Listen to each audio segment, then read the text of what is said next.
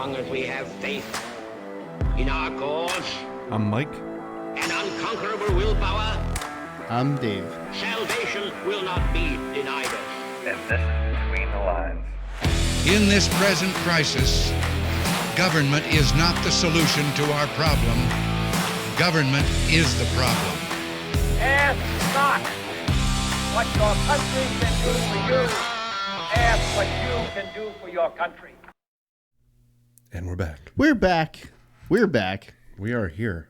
And I'm happy because last week was the beginning of Oktoberfest. Oktoberfest. September 17th. Prost. I love Oktoberfest. Let me just say, September and October are my two favorite months.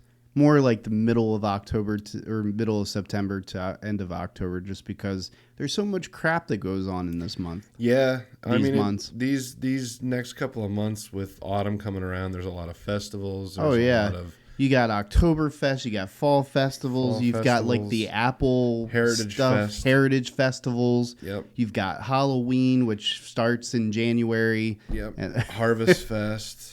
But all of them. it's a crazy filled up month. But I personally love Oktoberfest because, it's the one reason why beer. Everybody has an excuse to drink inordinate amounts of liquid sunshine. Yeah, isn't there like a running tally of how many barrels, like in the actual Oktoberfest, they have like a running tally of how many barrels they go through during the That's funny.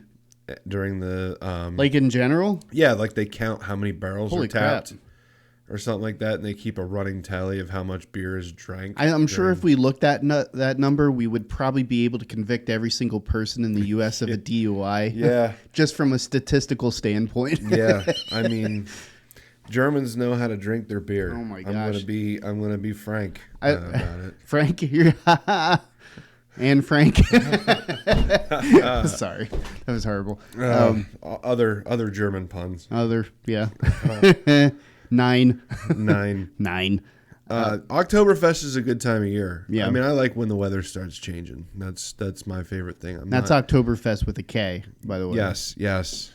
Not act. To those that are noticing, I do have a little bit of a sinus thing going on. I've been fighting allergies now since last time we did a podcast, and it's just not gone away. Not COVID. It's not COVID. Yeah. Fauci, stay home. Yeah. It's not Oh, COVID. he's done. He's retired. I know. I'm so thankful. So thankful.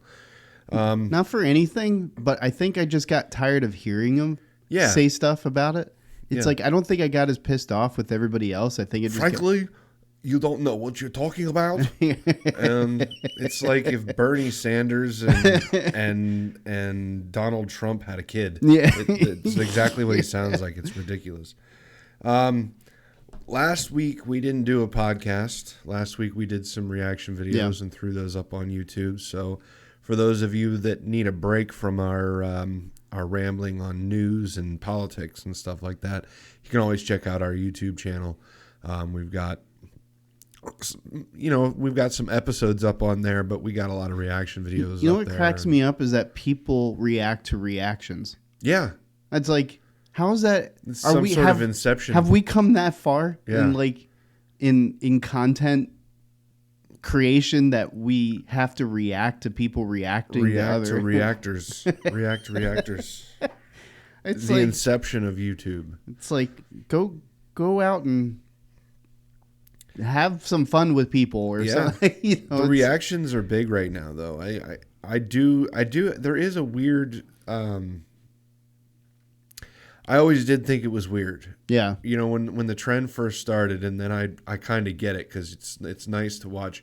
It's the same thing as if you find out that your friend hasn't seen a video, and you pull it up, and you're like, "Oh man, check this out!" That's true. And you watch their reaction to that video. It's the gift of giving. Yeah, there's a dopamine dump or something that happens when that. But that, it's just like the. I always used to question the people that watch online gaming.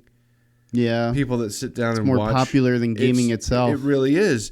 And I felt dumb because there was a comedian, I can't remember what comedian it was, but he did a bit where he's like, "Oh yeah, watching other people play video games online as stupid as I sit there watch the Yankees play the Yeah. the Red Sox. Exactly. It's exactly the same thing. You're watching other people play sports. They just then connect the two because it's not like video gaming was never a national sport. Yeah. But then, you've got tournaments now. You've got like... People don't realize how much talent. I mean, people don't think it's talent, but it takes... You have to have hand-eye coordination. You have to have problem-solving skills. You have to have reaction. Like, your reaction time has to be really good. Like, video games aren't like... It's not Pong anymore. No. It's not Dig Dug. But the interesting thing about the original games like Pac-Man and Donkey Kong and some of those which were popular during the 80s for tournament play and such is that there were schemes or there were patterns that you could pick out if you were smart enough to... I didn't realize that until I was older. Yeah. When I hit my, I would say like early to mid 20s, that's when I started. I mean, maybe not quite that late, but it was not when I was playing the video games when I was a kid. I didn't realize the patterns were there then. It was like, oh man, this game's hard. And then once you get older, like you realize, oh, okay, so level 1 is exactly the same every time. So all I got to do is memorize level 1, and then you can blow right through level 1. The thing is like how much do you have to play to be able to grab onto those the patterns? It's just like your mind has to be working on a whole different level to be able to. Especially games like Space Invaders, yeah, where it's just like it or Asteroids. Yep, it seems like utter chaos when you're playing the game for the first time, but then those that are at that upper level of those antiquated games, they see the patterns right away. And I'm a Pac-Man person like through and through. Like I am a Pac-Man collector aficionado. I got so much crap. But anyways, Asteroids was by far my favorite play game. Arcade game. Because I could sit there literally for hours and just play Asteroids. Yes. Like, my favorite part was when it dropped you, like, right in the middle of about 40 asteroids coming at you, and you just sat there and just went... Yeah, just hardcore mashed the buttons. No rhyme, no reason to it. Just and it was like your dopamine levels just rose to the top of the cup, so to speak, because it's just like hearing the explosion of the big asteroids into you got slowly less interested as they became smaller, but when they were bigger, it was just for some reason you just wanted to see everything just blow up on the screen. So no, good times back in those days. Those innocent times with the video games. There was no violence. And then there was E.T. really, and then oh my god, and the worst best game ever. I can't even get through level 1 because nobody could figure out what the hell anything was. It's like you're walking around, you can fly.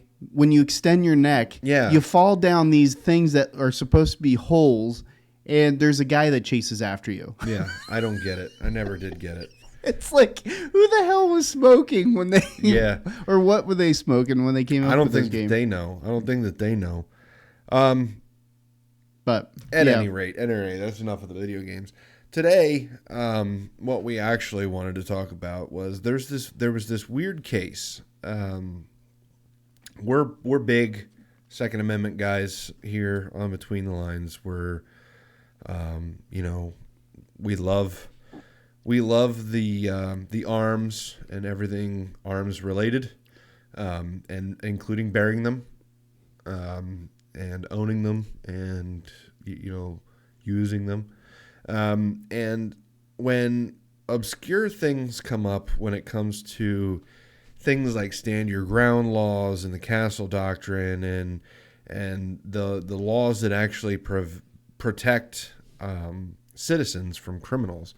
I think stand your ground and the castle doctrine do more to protect citizens than any burglary law, or you can make a law against anything. It doesn't mean people are going to abide by it. So I think stand your ground and the castle doctrine are like the most important laws that we have in our country. I think what's important about the two of them is that they establish a bar. Yeah. Because, I mean, there was a time when common sense prevailed. Yeah. And when you looked at the situation, somebody chasing after you or breaking into your house or attempting to break into your house or trying to shoot you while you're in your car, or, whatever the case be. Whatever it is, yeah.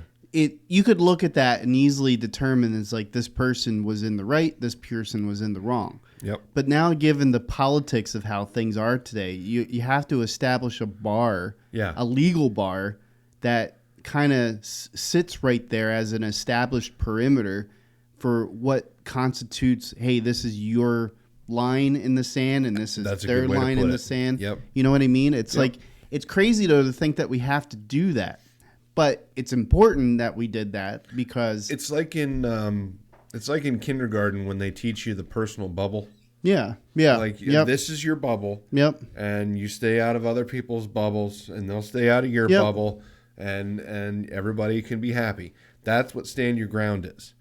Of course, in kindergarten, I tried to get a kid to eat paste because I kept telling him it looked like milk. So, but that's a different story for a different day. So for today's story, at any rate, the stand your ground law that we're going to be talking about, in particular, relates to Georgia because that's where this case stems from. So I have up on the screen here a summary of Georgia's gun laws, and I just wanted to kind of throw out here, Georgia is a Castle Doctrine state and has a stand your ground statute.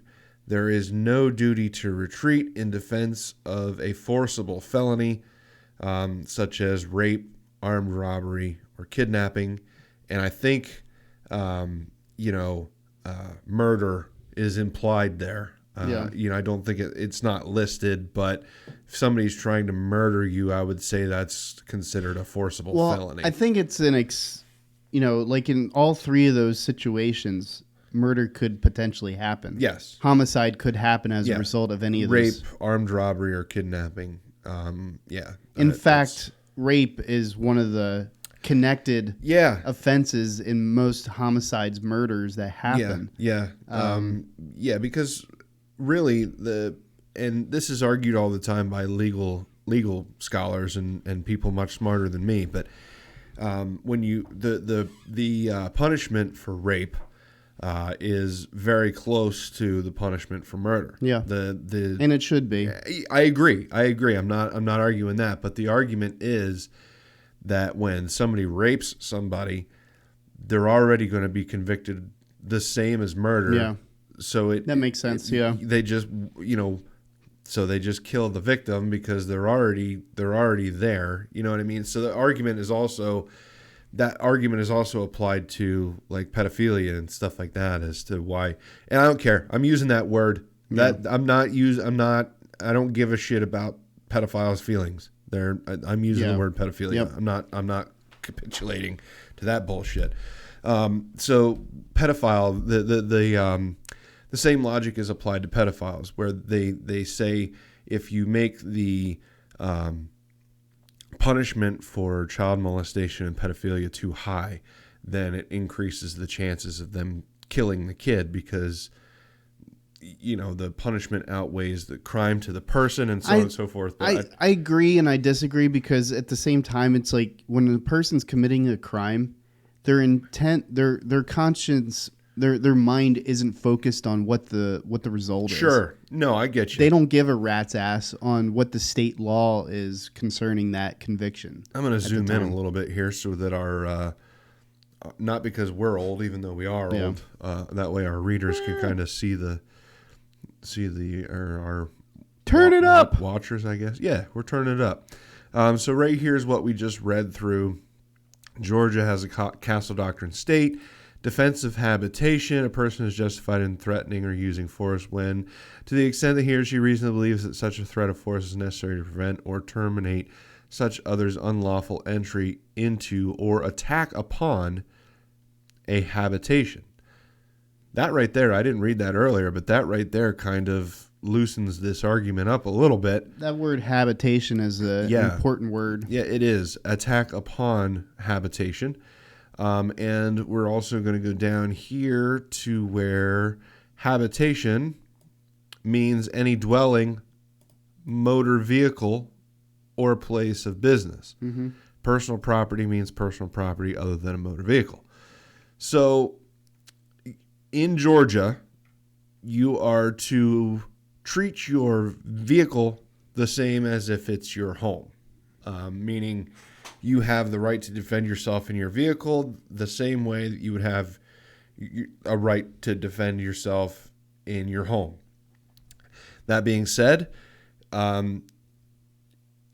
if it's necessary to prevent or terminate such others' unlawful entry or attack upon a habitation, including a motor vehicle. So if somebody is trying to violently gain entry into your house, much like the story we talked about on the last podcast where the ex-boyfriend was trying to break into the house, that was an attack upon that father's habitation. Yep. And he was trying to gain unlawful entry. Therefore, the castle doctrine applied. This case is slightly different. So just for a little bit of background in the story, here's the original article from 2020. This happened in August of 2020. There was a biracial gentleman that was driving with his, and it annoys me to no end that we actually have to even bring race into this story, because in my opinion, race should have nothing to do with it. Well, it really muddies the waters. Yeah, because it really has no bearing one way or another on the outcome. I think it's a trigger word too, because Yes. it immediately, for some people, it might bias them one way or the other with regards to the situation. Well, it's like when before the podcast, when I told you the story, I didn't mention race at all. And it changes when you don't mention race, it changes how you feel about the case right away. A thought just occurred to me. I wonder if in jury cases, if it almost makes sense if the jury couldn't see anybody. They were there, they were present, but they could hear all the testimony, they could hear all the commentary, they could hear the judge, they could almost had their backs turned. Exactly. Yeah, no, you know what I mean? That's an interesting take. But anyways, neither here nor there. Because justice is supposed to be blind. Yeah. So I mean, having their backs turned to the defendant, and even having a wall up or something like that. But I could see where in some cases it would be important to know, like if it's like the Menendez brothers. Remember? Yeah. It's like not. They were a Latino family, but it had no bearing on what happened. It absolutely had no bearing. It did not matter whatsoever. They were two crackpot kids that killed their parents. The race of those kids had no bearing whatsoever on what they did. It's like Jeffrey Dahmer. Yeah. Who cares if Jeffrey Dahmer was white, blue, black, or yellow? Nope, I agree. I agree with that 100%. Now, I will say serial killers tend to be of the non-melanated variety. It is true. I will say that 98%. Now, you could say that maybe melanated serial killers are just better at it. Maybe they have more. I'm just saying, well, it's in the NFL. In the NFL, who would you pick? Yeah, it's true. In the NBA, who would you pick? They're the best at everything else. Maybe that's why you don't know, because they're better at it. Or maybe that's what we highlight on. Could be. It's like, but here's, I think for one thing is that a joke that Eddie Murphy did back when he moved into the house. Remember that bit where he moved into the house, he and his family is at SNL, and he's like, oh, what a nice neighborhood, what a great school system, what a great place to live, and then he hears, get out. He's like, too bad we can't stay here. So the house is haunted, so he runs out. and it's always been a long-standing joke, from back then, is that African American families are smarter when it comes to ghosts because they don't deal with that shit. It's like if they think the place is haunted, they get out of the place faster than. So it was an Eddie Murphy joke. Is like, I'm not staying at this place if there's like some kind of poltergeist running around here. Yeah. And then you have the other side of the aisle where you got the stupid white people that are going into the house and holding seances. And why do they always run upstairs? Yeah. They always run upstairs, and the front door could be open, and they'll run upstairs, and then they have to climb out onto the roof. Then try to escape off. It's like the old Star Trek joke for people who are into Star Trek, the red shirts. It's like the red shirts. It's like if you have a red shirt on, you're not coming back for a season 2, or you're not coming back for another episode. Exactly. You die this episode. Yeah. They have you watched the Orville yet? I have maybe one episode. It's really good. Like they're on.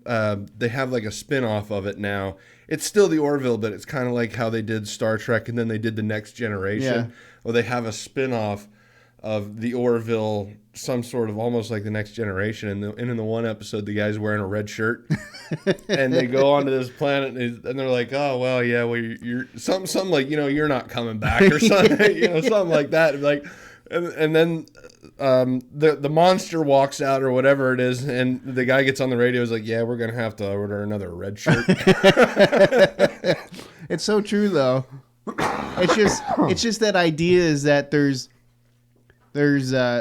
certain proclivities, like it's always been trained into us through media that white people have a proclivity for marching into stuff like that stupidly and blindly. Yeah. And whereas somebody of another ethnicity or color is a little smarter or a lot smarter when it comes to situations like that. So, but it comes from, I don't know if it's just media's portrayal or if it's just how we are or what it is. But to your point, back to the whole serial killer thing, maybe that's where it comes from. Yeah. Maybe we're just like driven to. That must be what it is. Maybe culturally we're just driven to do stupid shit like that. Maybe we just enjoy unique lampshades.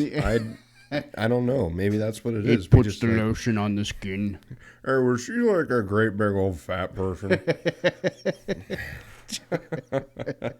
Hey, let go of my dog. It puts the lotion on its skin.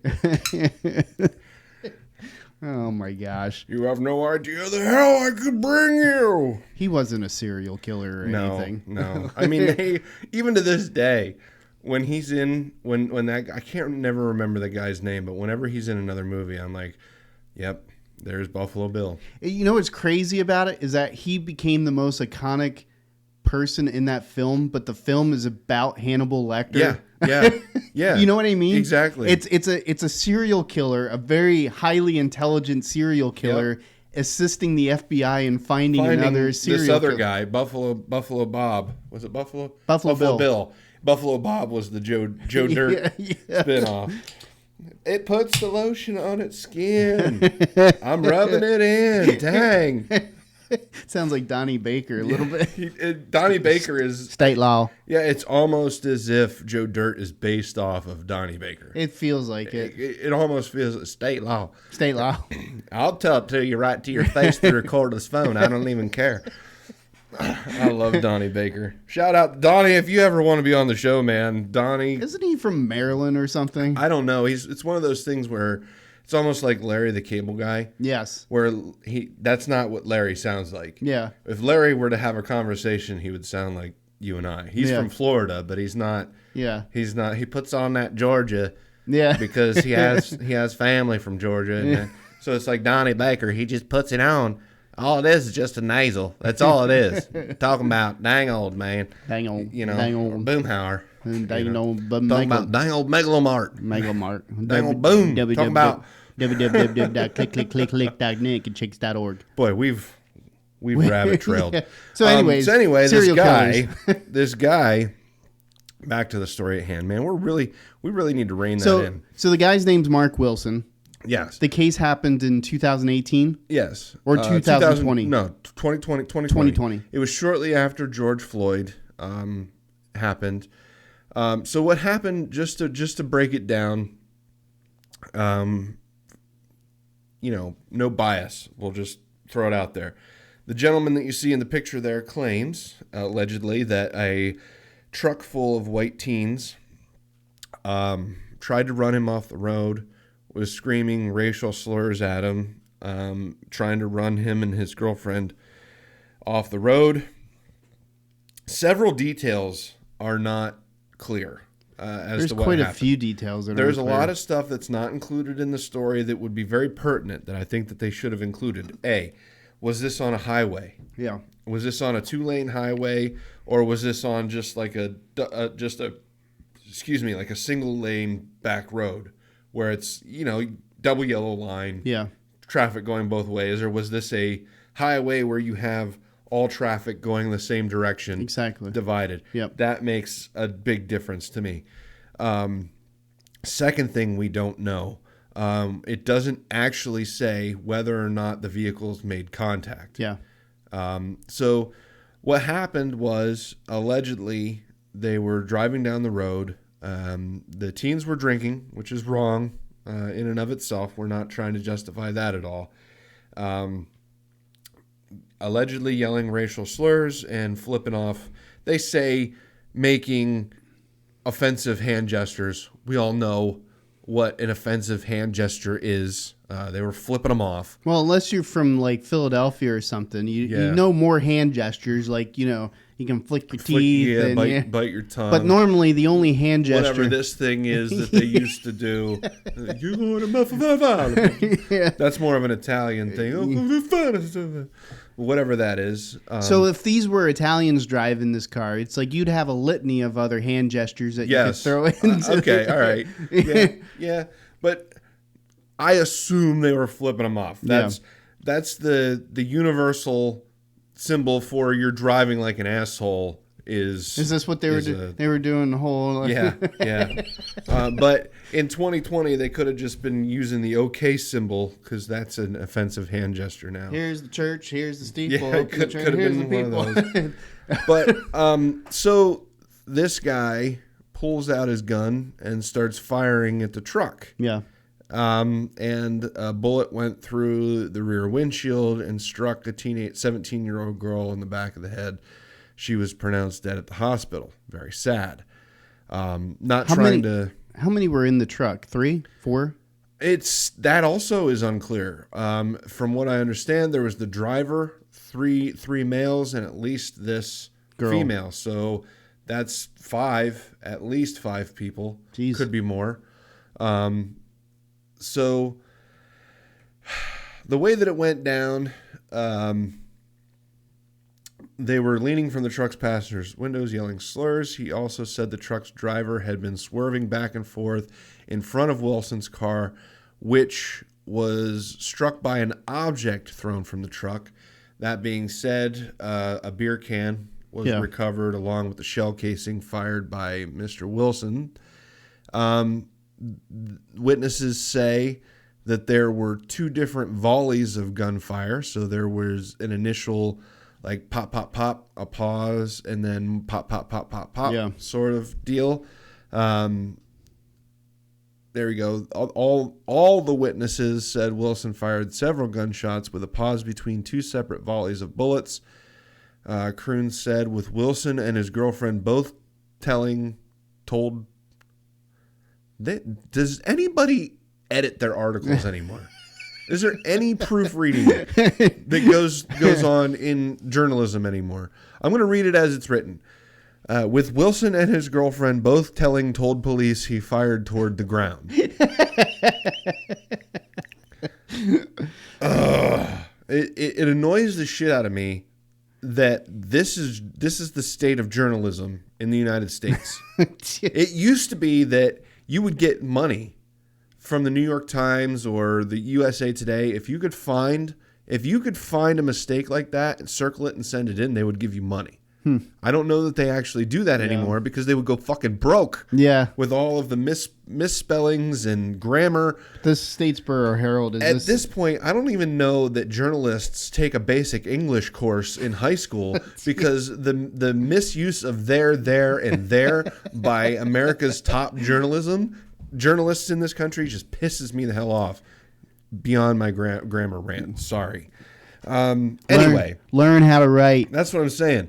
I'm a nobody in the central Pennsylvania, and I could put out an article better than this. Wilson and his girlfriend both told police he fired toward the ground. So, Wilson didn't even shoot. Allegedly, he said that he didn't even shoot towards the car. Well, if he didn't shoot towards the car, then how did the back window break and your girl get shot in the head? I apologize for being blunt that way, but how did that happen if he didn't fire towards the car? Well, the car obviously was in front. Yeah, that's what I'm saying. So here's I mean, he's not going to hit the back window unless it's like that stupid movie Wanted where they could curve bullets. Yeah. He's like Angelina Jolie spinning bullets in midair. And the truck's driver, Mason Glisson, already like what? You can tell we're in Georgia just by the name. Also testified and denied swerving in the road or otherwise driving aggressively. Glisson said he was driving after drinking several beers, though he was never charged. you know That's a little suspicious. Can you pull up the clip with Mike Birbiglia talking about the ticket he got for hitting the guy's Mercedes? See if you can pull that up. Oh my gosh, this is hilarious. It's one of the best clips ever. He actually shows the police report during his skit. I don't even remember what it was titled. We'll have to look that up. Police report, maybe. Maybe it'll come up under Mike Birbiglia police report skit. Joe Bags. But this Joey Bag of Donuts. I don't want to try to narrate because I mean the way he delivers this is just like spot Mike on. Birbiglia. And do yeah, there you go. Yeah. All right, we'll do the audio. That way we don't have to worry about copyright. So here is Mike Birbiglia. Next morning, I fly back to New York, and a few weeks later, I get a call from my rental car agency explaining that the accident report had come back on the accident that I just described and had found me at fault, and that I owed, and I'm not making this up, $12,000 for the repairs on the other driver's Mercedes SUV. And I was like, well, this can't be happening. I explained to the woman, I think it's a misunderstanding. The other guy was clearly drunk. It was definitely not my fault. And she said, I'm really sorry, but unless they change the accident report, you owe this money. And so I requested the accident report. I'm gonna show you the actual accident report tonight. I don't know, for the people listening on the album who do not see this, you guys can affirm that this is an actual accident report we have projected on screen. I don't know if you've ever seen one of these things before, but it's a little bit like homework for cops. And Officer Timpson, not so good with the homework. He consistently mixes up passenger 1 and passenger 2, vehicle 1 and vehicle 2 at one point so badly that he says, P1, that's me, started to go. But all of a sudden, V1, that's me also, came at a high rate of speed, crashing into him. Now, I'm pretty self-destructive as a person, but I would never crash into my own car with my own car, nor would I understand how you could do that. This part is even crazier. The other driver's statement at the scene of the accident. The statement is I was on Venice going, I'm not too sure. I was going away from the beach. I was driving. I don't know what happened. Did I hurt anyone? I don't know where I was going. But I came from home. came from the beach and he came from home at the same I time. had a sip of I had a sip of beer. which is really everyone's favorite quantity of beer.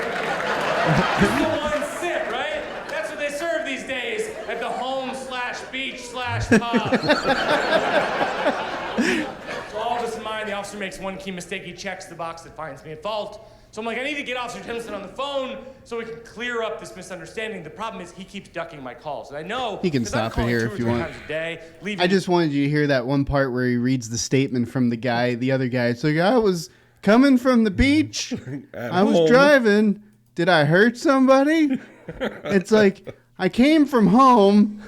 I had a sip of beer. Obviously, That's everybody's favorite quantity of beer. this guy had more than a sip of beer. Yeah. He didn't know where he was at, and he hit his car. But the point is just so obviously these kids were out of control. Yeah, and it does bother me. In all honesty, it bothers me that these kids weren't charged with driving under the influence. Does it state that they weren't? Oh yeah. It says right here, the truck's driver, 18-year-old Mason Glisson, who testified he had denied swerving in the road. Gleason said he was driving after drinking several beers, though he was never charged. See, that's wrong. Yeah, he should have been Yeah. charged with a DUI. Yeah, If nothing else. And here's the thing: if you're driving erratically enough to convince somebody that it's necessary to use lethal force to defend yourself, Yeah. even if, because we'll talk about this in a minute, Yeah. whether or not this situation even constituted that, but still, for you to drive that way and to act enough like an asshole, Yeah. you need to be in jail a couple days yourself or a couple years. If you're driving in a way that even has somebody contemplating whether or not their life is in danger, Exactly. then yeah, you're obviously not doing something right. So the one way fact or that he another. got left off and he was the driver, Yeah. yeah. Now he's obviously the only one that could have been charged with a DUI. I mean, but the other technically, they kids should all have gotten. could- yeah, they should have all gotten underage drinking, if nothing else. Yep. I don't understand. This case is just, there's a lot So going on here. that to me, if nothing else. Oh, and in other news, the Kiwanis Club crowns pageant queens. know what we should do? for We should have- annual Ogeechee, the fair that happens down there in Georgia. You know what we should do? We should have, if we read cases like this, we should have a thing that pops on the screen. 3 strikes and you're out. 1 for defense, 1 for the offense. Yeah, there you go. You know what I mean? Yeah, It's yeah. Just to keep tally of, what's a... Now, So that's a strike against the... as dickheadish as what these kids did, it did not constitute lethal force. Well, and see, here's the thing, is we don't know. That's true. We don't know because it's, well... No, you're right. With the evidence that we have, we don't know for sure. We can't say. I feel like there's a lot of this story that's either left out on purpose or just was never investigated. And again, to me that's bad reporting. But one way or another. Is it this one? If you go to the top, is it this one? Which report was it? Go down a little bit. What are you looking for? I think it was, go to the other story. Go down. One of the reports, it just said the police got 2 conflicting reports as to what was going on. Oh, sure. Of course they did. I'm just saying is that was from any of the articles we read, that whole thing was left the same. Yeah. Like it was still conflicting as to the details as to. So essentially let me see if it's in this one. It was near the top. It was like right towards the beginning of the article where it talked about it. Just when it was talking about police, Wilson's attorney, Mawali Davis, asked Glisson if he was testifying that Wilson opened fire at his truck for no reason. And Glisson responded, "I don't know what my passengers did, but I didn't hear them say anything." I did want to point that out before I close this article. Either way, I was just making the point that from the get-go, like all 4 articles that we read related to this, left it very open-ended as to the details. Now, we know what happened. We know what the result was. He shot, somebody got killed. But we don't know. There was just no clarification as to how extreme of a situation this is. I feel like these kids are lying. Yeah, Wilson's girlfriend told police that she saw 2 of the white teens hanging out of the truck's windows and making rude hand gestures, but she didn't hear any racial slurs. And that's an interesting point to make clear, is that the girlfriend is Caucasian. Yeah. And the girlfriend states, because she was in the vehicle when this was happening. With Mr. Wilson. So she would have felt as much, if not more, of the tenseness of the situation, sitting there, but she didn't notice. And another thing that she says is it kind of looked like they were trying to run us off the road, but I don't know. And that's okay. So that implies to me that no contact was made between the vehicles. Yes. And if I'm on this guy's side, because the guy that shot the teen girl was claiming self-defense under the stand your ground law, which I can see where he's coming from. Yeah. If somebody's trying to run me off the road, I'm going to assume that they're trying to kill me. Yeah. Even though this article from Bearing Arms states the reason is that being run off the road, while something that would piss me off, isn't something I'd see as likely to result in my death. I don't know how they figured that. Well, he does go on. Sure, I can imagine some scenarios where that might change, such as there is a steep embankment or on a bridge. Either way, but that doesn't. It's still, It's to me that doesn't hold. All it takes is a rock. It is a. Who made that statement? The writer for Bearing Arms. Yeah. The whoever wrote this article, Tom Knighton from Bearing Arms. I disagree with that statement. I'd be interested to know how they drive where he lives. That's what I'm saying. Like, I don't know. I've been run off the road before, not by another car, but by drunkenness. I was with my ex-brother-in-law, who I won't name just because he shall not be named. He's an asshole. But Voldemort. He was on painkillers and alcohol, and we were driving down the Beltway, and he passed out. Oh God! While we were driving. That's lovely. And we went down into the median and up onto the other side of the highway. So we were driving 70 miles an hour in the wrong direction on 180. Oh geez. But it was scary. The point is when you go off the road into that median, at any point we could have hit a ditch. There's like culverts with mud down in there. Car could have flipped. Could have flipped the Easily. car easily. Any of that could have happened. So I'm going to go ahead and argue with this guy that says that being pushed off the road is not a deadly situation. I'm going to go ahead and disagree with you on that one, because all it would take is one. Let's say the differential breaks on your car. All of a sudden, now you're flipping. Like, there's all kinds of scenarios where that could turn into a deadly situation very quickly. So I'm going to go ahead and argue that point. But I will say, if the cars aren't, like, if you're not trying to hit my car off the road and you're just kind of swerving in front of me, that's almost the equivalent of a brake check. Yeah. You know what I mean? Yeah. And brake checking somebody is not a deadly situation, even though it could be. Yeah. If you're not making contact with, now if he was ramming into your car, trying to push you off the road. And that's the thing, is the passenger, again, the girlfriend, stated it seemed like they were, so exactly. If that's the statement, if that's like the only statement she made in connection to what the perceived threat was. And it was still kind of flippant, too. It kind of looked like they were trying to run us off the road, but I don't know. Exactly. If somebody's trying to run me off the road, I know it. Like, there's not going to be any question. So if that's the case, if her statement encapsulates what the actual situation was, then to me, Marc Wilson, the defendant in this situation, it almost comes off as a little bit of road rage. Yeah. It's almost what it seems like to me. And He was legally in possession of his Yeah, firearm. and that's the interesting thing. There's no illegality in regards to Mark's ownership of this gun. This isn't like some stolen handgun. And good for him for having it. Exactly. You know, but he just used it in the wrong way. Exactly. I'm going to say, white or black, if I would have reacted to this in the same way, I would be sitting in prison too. Yeah. And I should be, because this is reckless use of a firearm. Yeah. This poor girl, this Haley Hutchinson right here, this poor girl is no longer with us. So for those of you that are watching, the reason why we're bringing this up is that just how recent was the indictment? He was just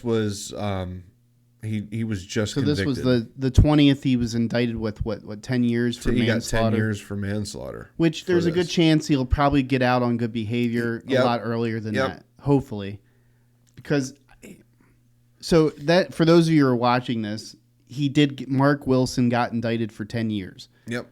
So they found that his use of the firearm that he legally owned in this situation didn't constitute a correct usage of the firearm. And I will agree that he was not justified in using his firearm in this situation. As much as I applaud him for having the firearm, for training with the firearm, for he almost did everything right, but this was not the time. This was not the time or the place. I'm wondering, here's my thought, and this is just me spitballing.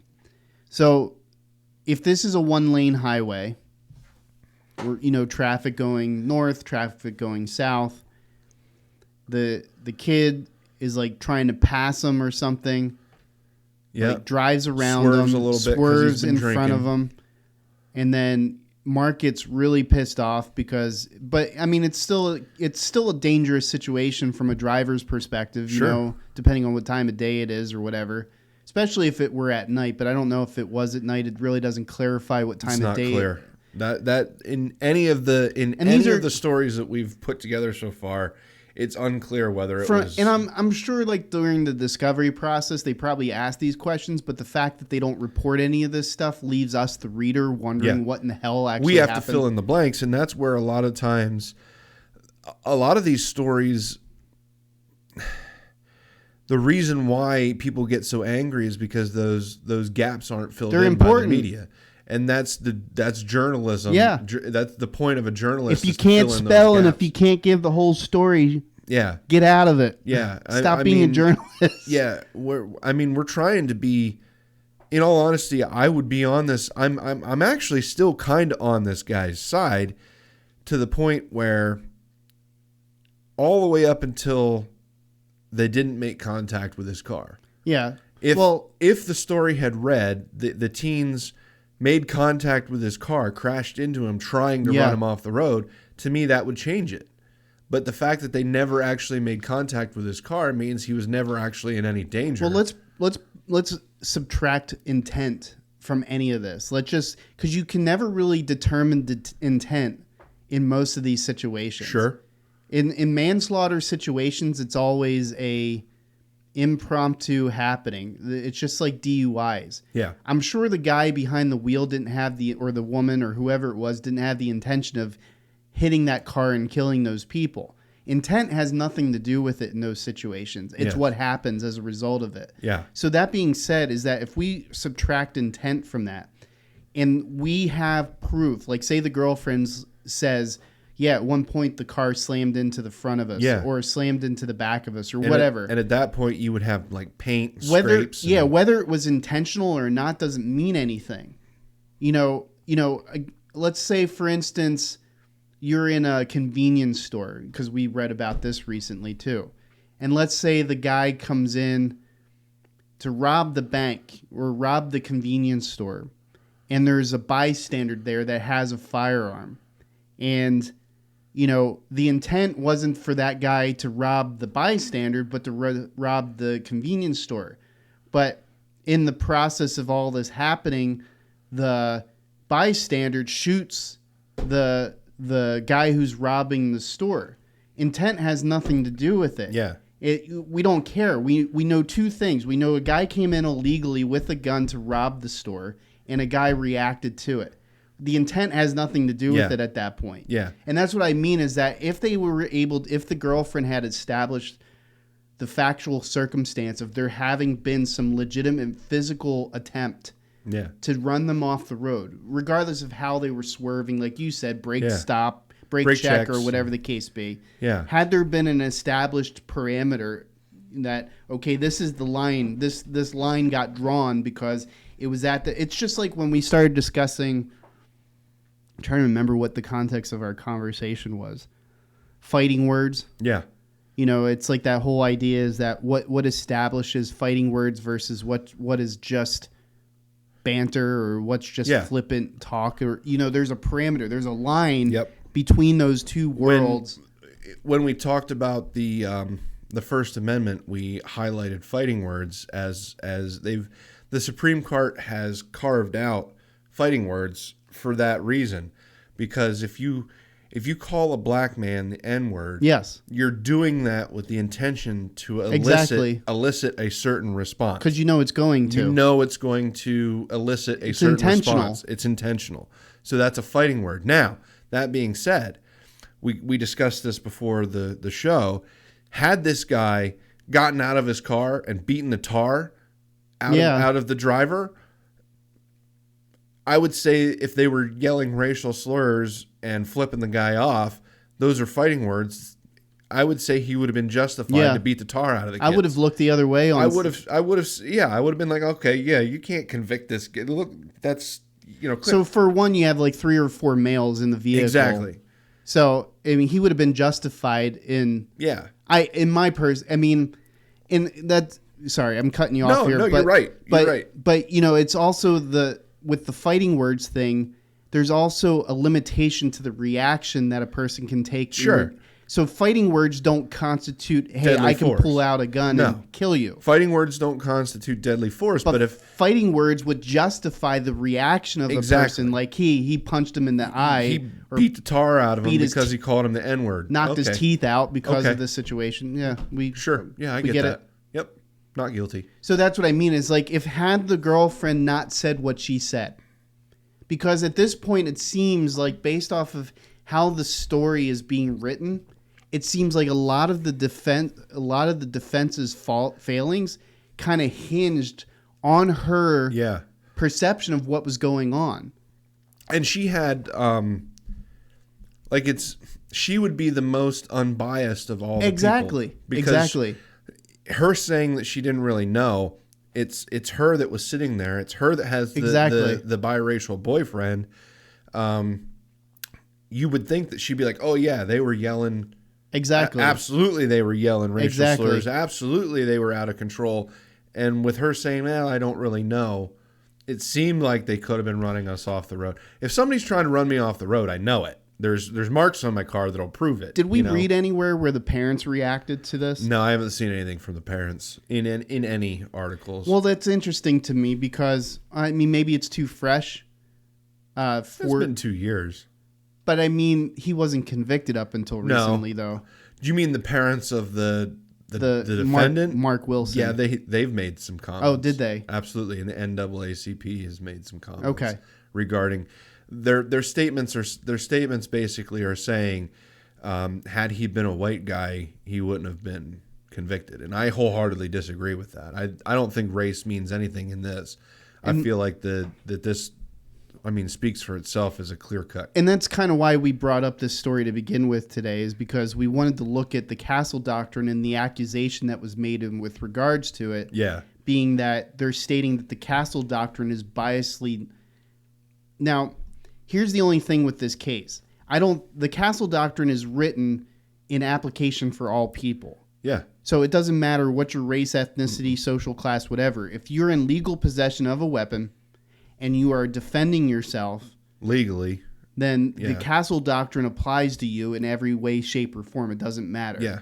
So the point is that they're trying to make a case against the Castle Doctrine that it's a racially biased law that only applies to certain, or is leaning towards certain types of ethnicities or colors of people or whatever the case be, which is not the case. I wholeheartedly disagree with that. This case because of the obvious lacks on the part of the judge or the prosecution, the state, whatever, to prosecute these kids for something. Yeah. Opens up the door for Yeah. questioning what the intent was. Absolutely, because it does say something that a truck full of white teens that had been drinking and potentially causing an accident. If you take nothing away from this case, these teens acted recklessly in one way or another, whether they were yelling racial slurs and it was intentional or not. They were being reckless. They were under the influence. Yeah. They should have been charged and their licenses suspended at the very minimum. Yes.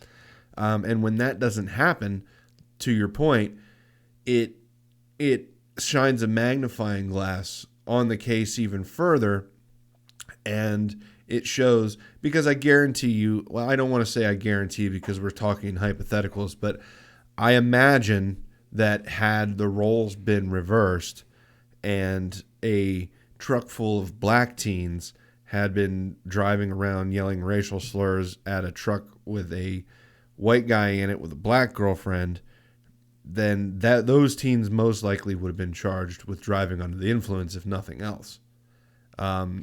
We don't know that. I don't know. That's all conjecture. Again, I'm conjecturing, but I would like to think that anybody that was acting in the way that those teens were acting should be arrested for, if nothing else, the 18-year-old driver who admittedly was under the influence. Maybe it was because they couldn't get a blood test because it happened after the fact. Yeah. And they were already sober by the time the police got involved.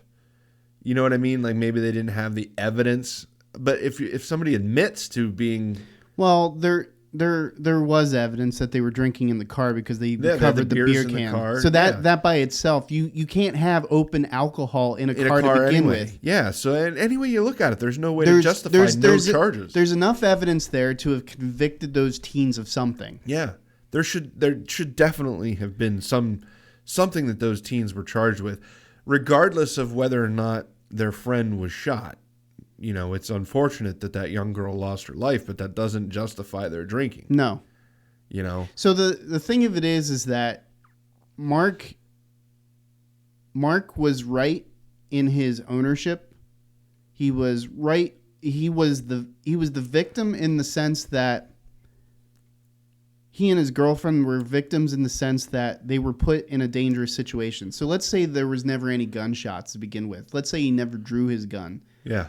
They would still be looked at as the victim in that situation because they're being put in a dangerous situation. So, you know, that by itself would throw the onus or throw the burden of guilt on those teens even heavier. Yeah. Because had he not reacted that way. So what happened is that whether it's road rage or whether it's him misinterpreting the situation or whatever the case be, because I still have huge question marks about what those teens were up to. That's what I'm trying to get at is that's where the onus of this argument is stemming from on the defense's side.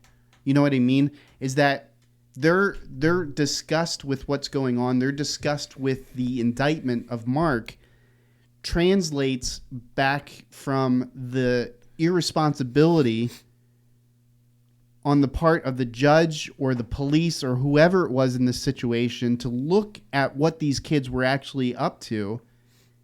Because had they been indicted for something, I think it would flush out the story a little bit more. And it would be like, well, they were both convicted. They were both wrong. Yeah. Because they were both wrong. Everybody was wrong in this issue. I'm on Mr. Wilson's side all the way up until he fires. Yeah, exactly. His firearm. Yep. I'm on his side all the way up until he makes the decision to use deadly force. Because the car was never struck, at least from what we can tell. I'd have to pull up the actual police report to see what actually transpired. But nothing in the reporting suggests that the vehicle was struck at all.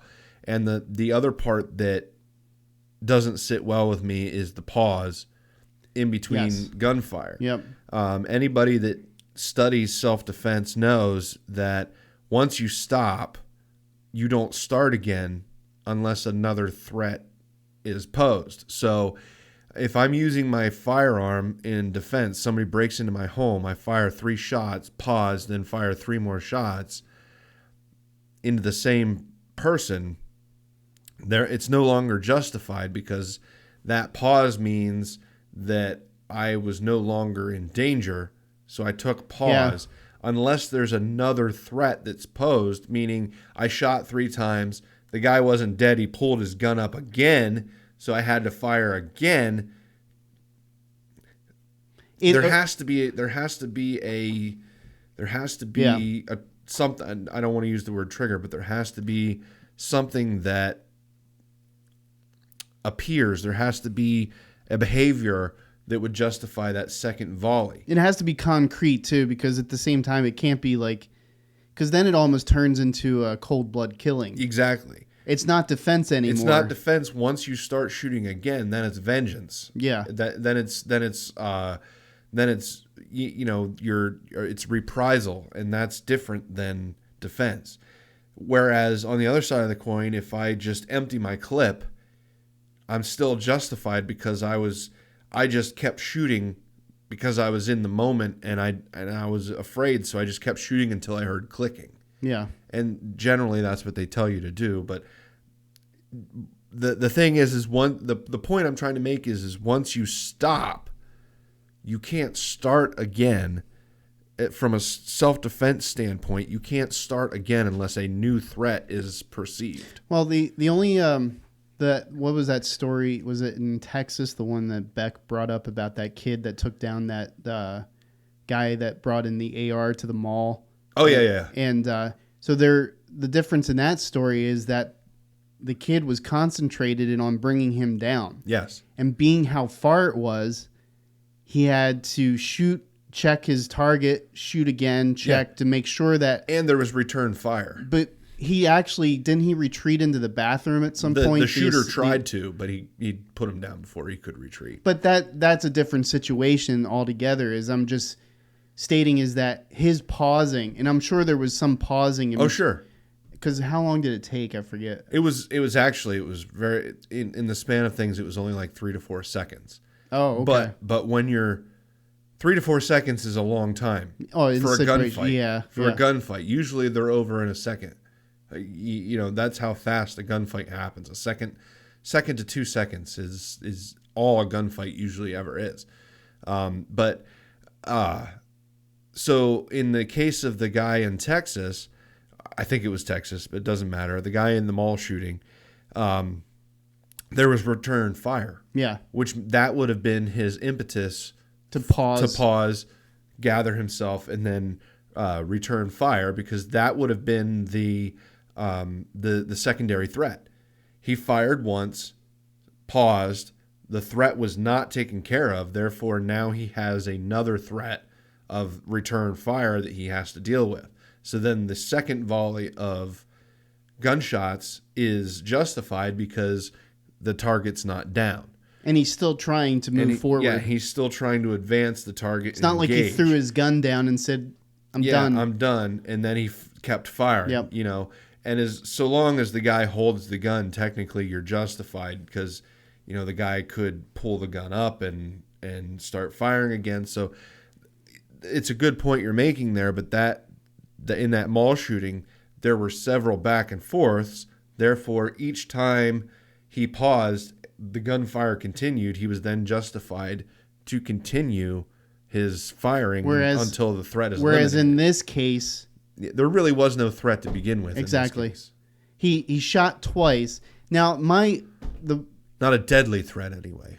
He said he wasn't trying to shoot at the truck at one point. He wasn't trying. Yeah, he said that they were firing at the ground. So if that's true, because I don't know if it is or not. If that's true, my only thought would be is that he's trying to scare them off. Yeah, and shoot up. Warning shots aren't covered. No. Under self-defense. No. In fact, warning shots will more than likely get you convicted of a wrongful shoot, because you don't shoot if you have a time to shoot a warning shot, then you're not actually in danger. Yeah, exactly. That's just the way. So it is. And that's the way a jury's going to see it. If you're not in danger enough to where you feel like you have the time to shoot a warning shot rather than a lethal shot, then the lethal shot isn't justified. If the lethal shot is not justified, then a warning shot is illegal. I mean, the warning shots are not covered by stand your ground or castle doctrines. There's no text in any law that says that a warning shot is legal. In fact, more often than not, you're going to get convicted if you fire a warning shot because, like I said, if you have time to shoot a warning shot, then you're not actually in danger. Yeah, and we also, with regards to the girl that got killed in the situation, we don't know what her level of involvement was and everything that was happening. It appears as if she was an innocent bystander. She was just in the truck with the gentlemen that were allegedly doing some not so nice things. Nowhere does it say that she was involved, which I think is why the gentleman got manslaughter and not murder, because his intent was never to kill that girl. Yeah. He didn't even know that she was in the truck. It'd be like, well, that would be on the bar, like killing somebody in an accident. I'd be interested to see what Georgia. Let me look this up real quick. What Georgia's law is for underage drinking if it's a felony. But I mean, this story is interesting because it brings up it establishes pretty hardcore reasoning for why he was convicted, but at the same time, it leaves a wide open door as to why the others weren't convicted. So I think that's. Here's where I'm going with this. I'm interested to see if driving under the influence in Georgia is a felony. Underage drinking in Georgia. The reason I say that, so here's where I'm going with this. I'm wondering if, and I'm still not justifying the teens not being charged. They should have been charged with something. Country can be giving a minor possession ticket. Okay, so it's a misdemeanor. Here's where I'm going with this. If a person dies as the result of a commission of a felony, then the person committing that felony is responsible for the death. As an example, if you go to rob a store, a bank, whatever, and an accomplice of yours is killed in the commission of that robbery, then you're charged with murder, first-degree murder. Okay. At the same time, because of the commission of that felony caused the death of your accomplice. Is that in every state? I'm pretty sure that's a federal law. Okay. I'm pretty sure. I'm not a legal expert. Never take anything I say as legal advice. But my point is, if it was a felony in Georgia, underage drinking, which it does not appear to be. It appears it's a ticket, which would be a summary offense, not even a misdemeanor. Then the point is that if the driver it was felony DUI, then there's a chance that he could be charged with that teen girl's murder because his felony resulted in the death of another person. Yeah. So my thought is maybe that's why they didn't charge the kids, but it was a summary offense, so it doesn't matter. It would have been wrong to not charge them for that reason anyway, just to save them from a conviction, but that at least makes sense that it's only a summary offense, so that wouldn't have applied anyway. But that, in commission of a felony, if your accomplice is killed, then you're charged with their murder. So what you're getting at is if under state law, if it's considered a felony to be drinking under the influence as a minor. Yeah, then the driver could have been convicted of her murder because it was a result of his. Or there would have been at least there would have been a joint responsibility established there. Exactly.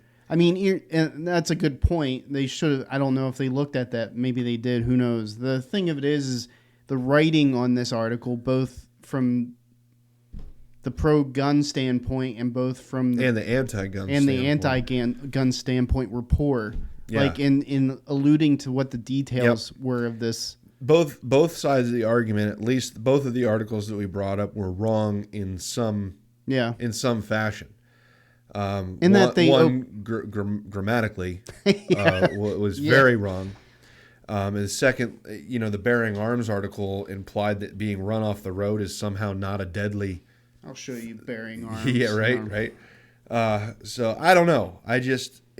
Any way you look at it, everyone in this case is at fault in one way, shape, or form. But the stand your ground defense, doesn't apply. Now like I said, if he would have just pulled the guy out of his car and beat the tar out of these kids, then I think he would have been justified in that. Yeah. But deadly force was absolutely not justified in any way, shape, or form in this case. So I guess my question is did they stop the car after the girl got hit?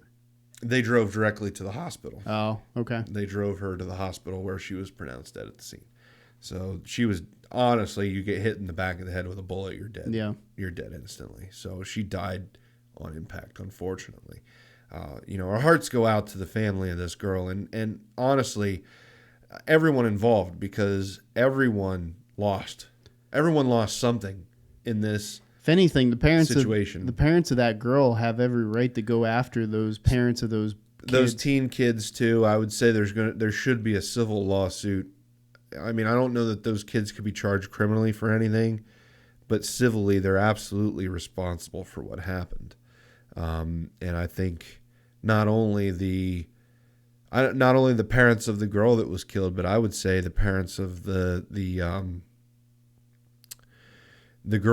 girlfriend of Mr. Wilson would probably have a case for, some sort of trauma that she, partook in because of this situation. I'm sure there's some PTSD and some stuff resulting from this on her end as well. So, just a bad story all the way around, but we thought that it was worth taking a deep dive. I think the larger conclusion from this, though, is that originally the statement was made is that the Castle Doctrine is biased. Yeah, it doesn't apply to black people, and that's not even close to the case in this situation. Is that no? I think this guy was justified all the way up into the point where he pulled the trigger. I even think pulling the gun out would have been justified because he didn't know what was going to happen next. So even brandishing, I think, would have been justified. Well, it wouldn't have made any difference, though, because you're in a car and you're driving at who knows how fast. Like, they're not paying attention to you pulling a gun up. Yeah. But my point is if it truly was them swerving towards the car and brake checking and all that other stuff, him pulling the gun and having it ready would have been justified. But all the way up to the point where he pulled the trigger. Yeah. I was with him all the way up until he pulled the trigger. And unless there's information in there that we're not aware of, I can't justify this. I can't justify this shooting. I just can't.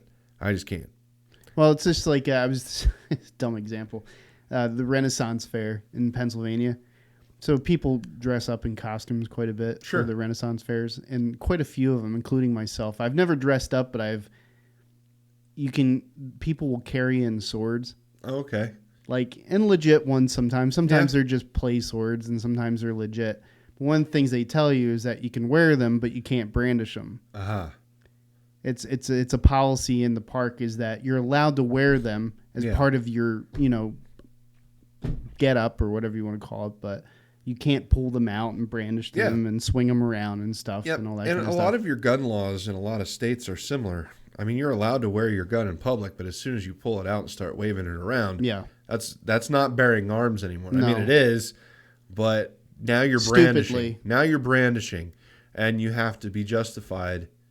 If you're going to pull your gun out, it should be because you're going to use it. It's like this. You know what I mean? It's like the story of that guy 10 or 15 years ago down in, was it Santa Monica or was it Hollywood? Or somewhere in California. It was well populated. Some dude stood in the middle of the intersection brandishing a full broadsword, claiming that he was the one. Highlander. He thought he was Highlander. That could be only so one. He was like, there was a standoff with the cops, and he was just like, wow. I will be the only. Of course, he was probably methed out of his head or something. I'm sure bath salts or something. But anyways, I'll lead an effective strategy to mobilize true international effort to pressure. Sure. Okay. Sure. Yeah. You know, had he employed that in that situation with Marc Wilson, I'm sure this would have been a whole different outcome. You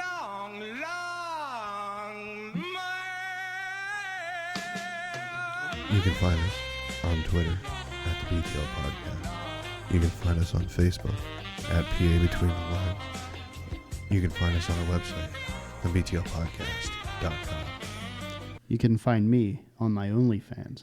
You keep plugging that, but we never get the link for it. You keep plugging it, but we never get the link. It's because it's under a pseudonym. I see. Can't. It's under a moniker. Until next time, keep your guns in their holsters. Yes. Unless you actually are being threatened. Yeah. I mean, obviously, if you're under an actual threat, then take road care rage of the threat, doesn't count. Road rage doesn't count. And in any situation involving your vehicle, the gun is not the answer. So keep a cool head and just try to just be civil. Yeah. Whenever you can. There was other directions that this could have gone, especially this story in and of itself. Know your local gun laws. Follow them.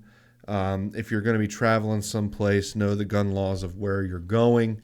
It's up to you. It's your responsibility to know the safe way to carry a firearm. And when you don't, it makes us all look bad. Yeah. So, if you're going to live the life and be part of the Second Amendment lifestyle, and it truly is a lifestyle, it's a way of life. You have to adapt to it. Then you should know the laws and you should do it the right way. So with that being said, just be good humans. Just treat each other with the respect that everybody deserves. Go grab a beer because it's it's Oktoberfest. It's a Prost. Have a good Oktoberfest. And until next time, take care of yourselves and each other. Bye. Bye.